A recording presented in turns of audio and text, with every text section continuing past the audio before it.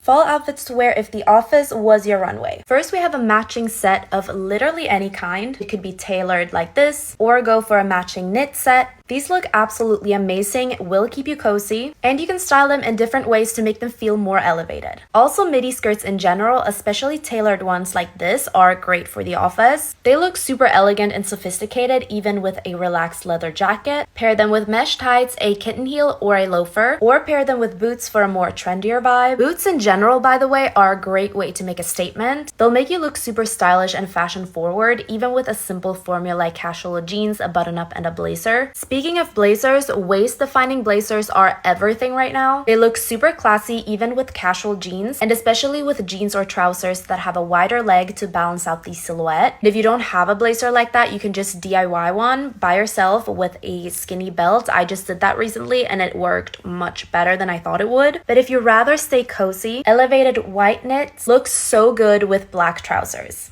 You know, the thing about really stylish and elegant women is that they don't save their best items or outfits for a special occasion. They make them work for every day. So a great way to balance wearing those fancier pieces casually is to follow the 2x2 styling technique. And this styling technique basically revolves around taking two more formal pieces and countering them with two more casual pieces, or the other way around. I think that this styling approach is the best way to achieve an outfit that's both stylish but also wearable, because depending on what you're doing for the day, let's say that a comfortable shoe and comfortable bottoms is a non-negotiable, you can start with that and then dress them up with a structured handbag and a lace top, or with a blazer and an elevated belt, or let's say it's the other way around and you want to wear your favorite pair of heels but you don't want to feel too dressed up, then you can wear the heels and the scarf as your fancier items and the t-shirt and jeans as your casual items. How to upgrade your legging outfits in fall 2024. I am loving monochrome black looks right now, especially when you're mixing different textures, or I'm also really loving the long coats. This will definitely keep you cozy and warm in fall and winter. Speaking of coats, legging also looks super chic with these more structured coats and loafers, but also with tall boots and especially in a neutral color palette. Loving sweater vests right now, and you can pair them with a button-up or with a turtleneck. Then instead of doing leggings, socks, and sneakers, I'm really loving the socks and loafer combo. I feel like sneakers with leggings feel more spring, and this definitely screams fall. You don't have to go with white socks, you can go with a different color. Even more of a statement color could look really cool. But if you want to wear them with boots, I think that tall boots is definitely the way to go in 2024. Mary-Kate and Ashley fashion tips that I'm really vibing with right now and that I'm definitely copying for this fall. The first one is a mismatched statement scarf. It doesn't really have to make sense for the outfit, but it's definitely easiest to style with neutrals. I don't know why, but I'm just really vibing with this, and I mean, Mary-Kate and Ashley aren't style icons for nothing. Another styling tip I'm really vibing with is the navy and black combo. I've always loved navy and black. I think it looks so chic. Also with pops of brown will look so good for this fall. Then we have oversized knits. You will always catch Mary-Kate and Ashley in something oversized, and they're usually balancing it out with more structured items like a coat, tailored trousers, loafers, or with statement accessories. I'm also really vibing with styling skirts with casual items, so with casual shoes, casual tops, and casual jackets. If you're bored with your fall and winter clothes but you don't want to buy a whole new wardrobe, here are some creative and fun ways you can style your summer clothes in the colder months. Tip number 1 is to go for colored tights. You can make them match your outfit, or you can go for something more statement like this or like this. Knee-high socks is also a really fun way to style your summer skirts, and they can go perfect with your fall shoes. But if you want to go more low-key, you can also go for ankle socks. Then you can apply the same styling techniques but with your shorts. I think they look so chic with tall boots, turtlenecks, and sweaters. Then you can also layer your dresses with a turtleneck, but also with sweaters. And layering it with a sweater is super Prada coded, by the way. But you can also experiment with different tops like a button-up or a fun blouse. Just have fun, try some new combinations, and top it off with a fall jacket and some boots. You do not have to be a rocket scientist to be able to use balance to create better and more flattering outfits. Hi, if you don't know me, my name is Marie and I'm all about making fashion make sense. And basically creating visual balance all comes down to your proportions and your silhouette, which actually there is no right or wrong way to use proportions and silhouette in an outfit. But generally, since our eyes are naturally drawn to symmetry, we can create harmony by balancing our shoulder and hip ratio and by accentuating our waistline. For example, if you notice that you have a fuller upper body than your bottom half, you can balance that out out by adding more volume at the bottom part of your outfit, like with an A-line skirt, for example. Or if you have fuller hips than your upper body, you can balance that out by adding more volume at the top of your outfit. You can also balance out curves with more structured clothing, or you can create more curves with softer and relaxed silhouettes. And to prevent your outfit from looking shapeless, make sure to highlight with a belt or by breaking up the outfit at your natural waistline. Fall sneakers to wear that aren't Sambas. I know that they're super popular right now and the hype hasn't seemed to die down, but I'm a bit tired of seeing them everywhere, so here are my favorite alternatives. First, I have a pair that's probably the most similar to the Sambas, and those are these. I'm gonna put the name on the screen. They've definitely already gained some popularity, so if you want the Samba look but you don't want the Sambas, these are a good upgrade in my opinion. Then we have the Adidas Taekwondo shoes, and I personally think that these are super cool. I feel like they have a really cool balance between being a sporty shoe but also having that classic ballerina silhouette vibe, where I might be the only one who's seeing that, but these are definitely more on the trendier side. Then we have the Puma Palermo shoes. I think these are a great option and they have more of that classic retro sneaker vibe. Then we have the Aloha sneakers. They come in neutrals but also in some more trendier colors. Also the Dolce Vita sneakers with a similar vibe, and I absolutely love the color palette and the design of these neutral ones.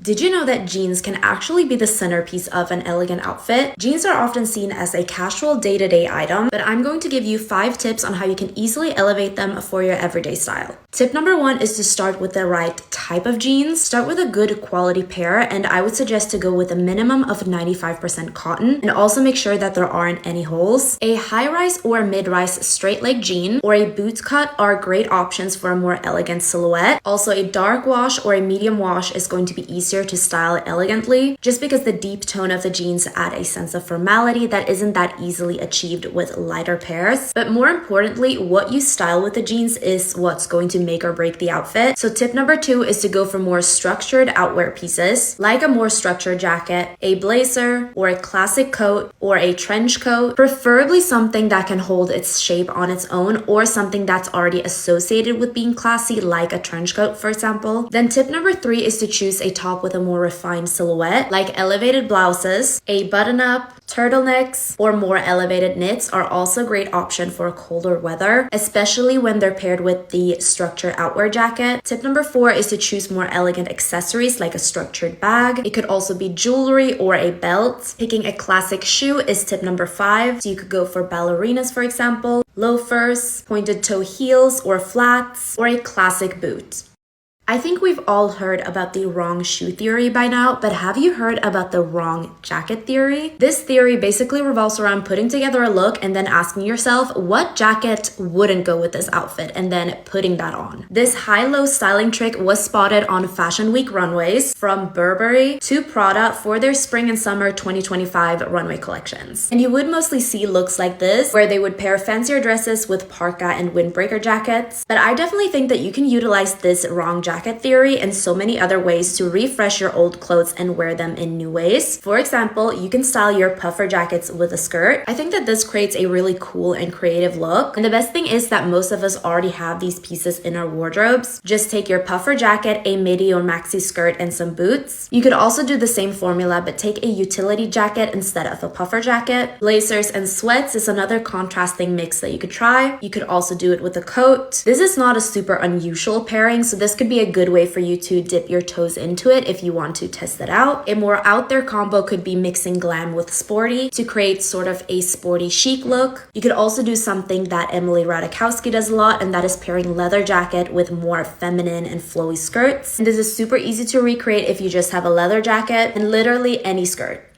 Here's how I'm going to style my leather jacket in a more updated way for fall 2024. So the silhouette and style kind of determines everything about the vibe of the look. So if you have this kind of style, which I think looks great, by the way, I have this myself, but you want to make it feel a little bit more current for this fall. Not that there's anything wrong with this outfit, I just want to give you some new and fresh ideas. So the first thing I would do to get that more trendier vibe is to avoid skinny jeans. I think a more wide leg jean can look better proportionally, and I especially love this outfit with the button up and the accessories. It just feels so much more 2024 than the previous outfit. Layering denim shirts under your leather jacket is also something that's super trendy right now. This jacket is more oversized than the one I have, so I'm gonna have to see kind of how the proportions work. But you also don't have to go for the more oversized look. You can also go for a more tailored fit, especially if your leather jacket is more fitted and cropped. I think that this look could be super cool. Also, the blue button up kind of resembles the denim shirt, but in a more classy and elegant way, which I think contrasts really well with a leather jacket for a chic on-trend look. I also think that white jeans can feel super current for this fall, especially if you also wear it with a more trendier shoe. I also absolutely love this look because it mixes that denim shirt and the white jeans trend. A maxi knit dress could also be a really cool option. I feel like it's a really nice way to wear this leather jacket casually, and I also love how it mixes that grungy and feminine vibe.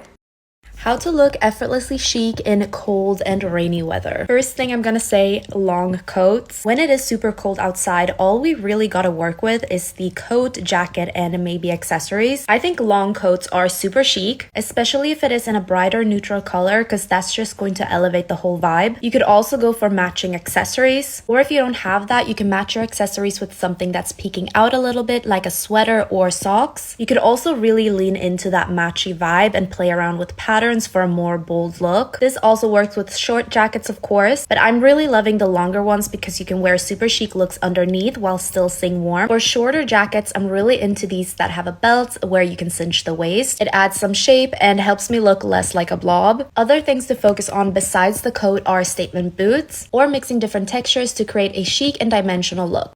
5 fall trends that I actually think could become staple pieces in my wardrobe. First, we have khaki trench coats. I like to dress in darker colors, and I love how this is the perfect darker neutral. It's versatile and it's timeless enough to stay in my wardrobe for many years. Then we have boat neck long sleeve tops and sweaters. I've always loved a good boat neck or an off-shoulder top, and I love how they're more prominent for fall because they're gonna be so much easier to find for Black Friday. Another trend is leggings and slingback heels. I already have both of these pieces in my wardrobe, but I never thought how versatile they can be in creating a really trendy look, especially now for 2024. Then we have suede sneakers. I've already added this to my wardrobe because I love textured pieces, and I was never really into the colorful sneaker trend, and I'm also sick of white sneakers, so I am loving these right now. Then we have corduroy pants. Haven't got into it yet, but since I love textured pieces, as I said, I think they could go really well with my personal style. The cowboy trend might have actually gone too far this time because now we're dressing as actual cows. Okay, not really, but cow print is slowly but surely becoming one of the new it prints because I guess people are sick of leopard print already. We started to see a little bit of snake print and a little bit of zebra print infiltrating celebrity fashion, but also mainstream fashion because I started to notice both of those prints when I was shopping in stores. I haven't actually encountered cow print that much in real life yet, but I'm definitely seeing it all over the internet, and I'm very curious to see if it's going to become as mainstream as the leopard print because I feel like both snake print and zebra print haven't really been able to replace that leopard hype yet. So I want to know, do you think that any of these prints are going to be able to make a break as big as the leopard print, and if so, which one?